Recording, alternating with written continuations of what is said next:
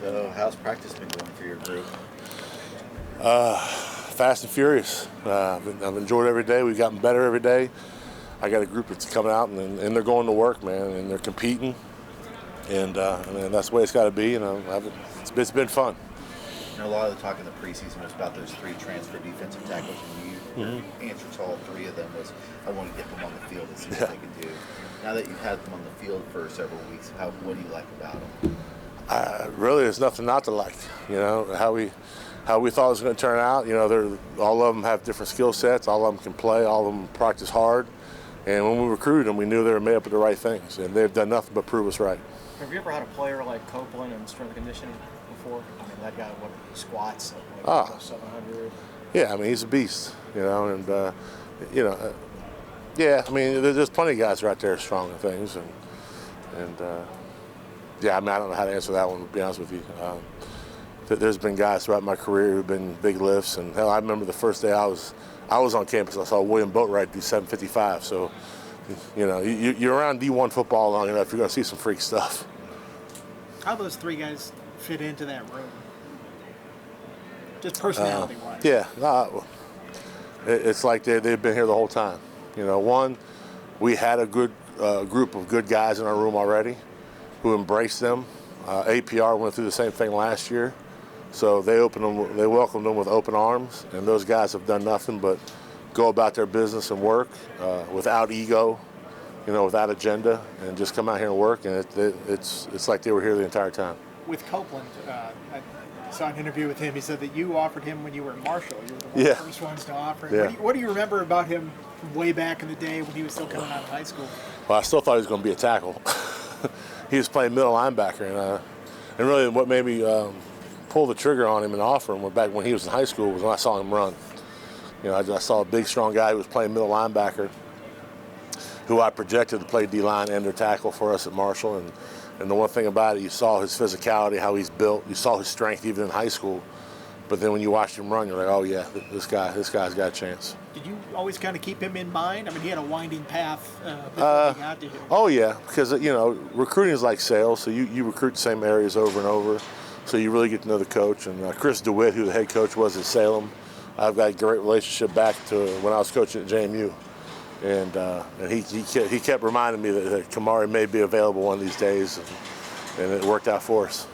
It seemed like you took a step forward in his weight development and training when he was at prep school at Army. Yeah. What did you notice about, you know, how he's built his body to where he can come in and just fit right in? Well, he was always freakishly strong, even in high school. But when he got to the prep academy and in the Army, he really got his body weight up. So he actually got to the point where, you know, he could play inside as a 3 technique and carry some weight and not get dinged around because he's too small as far as weight size. So he has all the measurables at this point. I know when you're watching film of games, you're looking at how you guys are going against the offensive line. Did Peoples ever stick out to you when you saw the Duke film before you went in the Oh, of course. Yeah, anytime there's crossover, you recognize the good players. I mean, you know, the disruption he had at Duke and the get off. And really the thing that you didn't realize is just how good of a leader he is. You know, he's vocal, he's a mature guy, he's sure of himself, and he's doing nothing but leading and doing everything the right way for us. Look at a guy like Peoples. He played, I think, roughly the same amount of steps as Fletarius did last year, and both had very good numbers in terms of production and making an impact when he played. Did that stand out to you that when he got on the field, he was making a play? Well, first of all, he passed the eye test. I mean, when I watched the crossover film, I knew he was a good player, and I didn't even know he was going to be in the portal. And then, you know, things happened. When the staff left and he became available, I mean, shit, we couldn't believe it. That, you know, he was going to get in and have a chance that, one, that he would actually get in, and then two, that we would get him. And you're looking at a guy who made all ACC and didn't start a game. You know, so that kind of production is undeniable. When you look at your freshman, Gerard Johnson looks like he's grown since he's gotten here. Is he projecting more end, or you like him to tackle? You know, we're going to let that. He'll figure that out. Let nature take his course. I don't never like to pinpoint young guys. If he gets his pass down and he strains and plays really hard, then there's nothing that says he can't stay at end. or if we think that his skill set is going to be more beneficial inside, then we'll move inside. You know, I mean, here's a guy that's supposed to be getting ready for prom, not worrying about practice 9 and spring ball. You know, that's what's great about this. You know, him, you know, right now he's just a sponge, and he's learning something new every day. And you know, thank God he got blessed with the opportunity to get here early and get in the mix. Do you like this roster of ends you have? It seems like it's a pretty deep group that you can run in and out of there. I like the entire room. And I mean, I do like the ends. Yeah, I like tackles. I think we have depth. I think we have good leadership by the old guys. I think we have some young kids who are going to be good players that may not be quite up to those guys who are in front of them right now.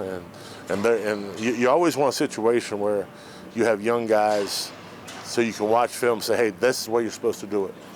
You know, when you have a young guys coming in playing early and there's nothing to show them on film how to do things the right way, sometimes it stunts their growth. So even though they may be a year away because they're not quite up to the standard of those guys who played a lot for us, by no means am I, you know, not enjoying coaching those guys and have a great excitement about their future. What do you think about Hanchu so far? Hanchu, he's done really well. He's done really well. He's physical. He plays low. He probably has the ability to drop his hips as well as anybody in our room, including an older guy. Which, you know, when you take a guy like that and you do those hunger drills and he's stopping, he's dropping those hips and he's lowering his center of gravity, you just get real excited about coaching him.